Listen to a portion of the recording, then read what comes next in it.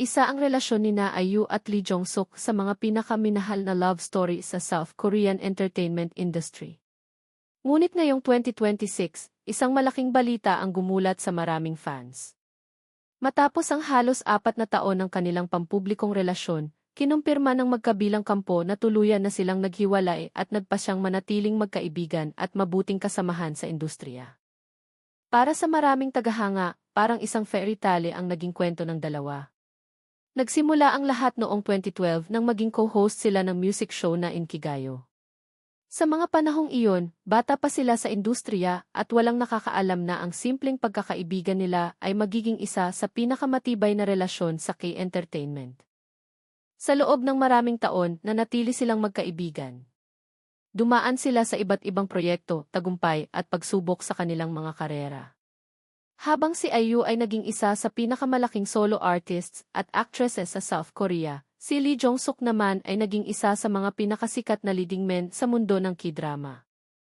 Noong pagtatapos ng 2022, nagsimulang umugong ang mga balita tungkol sa kanilang relasyon. Lalo itong naging usap-usapan ng magpasalamat si Lee Jong-suk sa isang espesyal na tao habang tinatanggap niya ang isang acting award. Hindi nagtagal, kinumpirma ng dalawa na sila ay magkasintahan at agad itong ikinatuwa ng kanilang mga tagahanga sa buong mundo. Sa loob ng 4 na taon, naging pribado ang kanilang relasyon. Hindi sila madalas makita sa publiko bilang magkasama, ngunit paminsan-minsan ay nagbibigay sila ng maliliit na pahiwatig tungkol sa kanilang pagmamahalan. Marami ang humanga sa paraan nila ng pagprotekta sa kanilang pribadong buhay, habang patuloy na nagbibigay ng suporta sa isa't isa. Ngunit habang lumilipas ang panahon, mas naging abala ang kanilang mga karera. Si IU ay patuloy na nagtatrabaho sa kanyang musika, mga concert at mga bagong proyekto bilang aktres.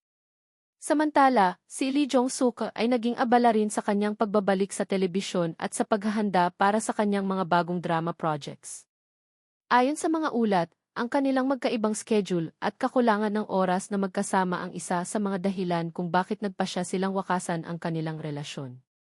Sa kabila ng kanilang paghihiwalay, malinaw na walang samaan ng loob sa pagitan nila.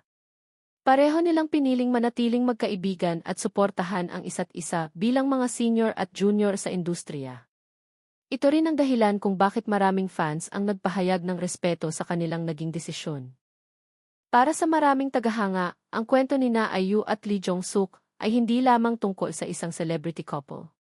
Isa itong kwento ng dalawang tao na nagsimula bilang magkaibigan, natutong mahalin ang isa't isa sa tamang panahon at kahit nagbago ang direksyon ng kanilang relasyon, pinili pa rin nilang maghiwalay ng may paggalang at pasasalamat sa mga taong sumuporta sa kanila.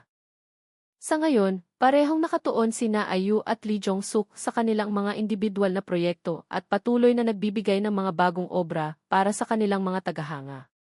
Bagamat natapos na ang kanilang romantikong relasyon, mananatili sa alaala ng maraming fans ang kanilang kwento bilang isa sa mga pinakaminahal at pinakatahimik na love stories sa mundo ng Korean entertainment.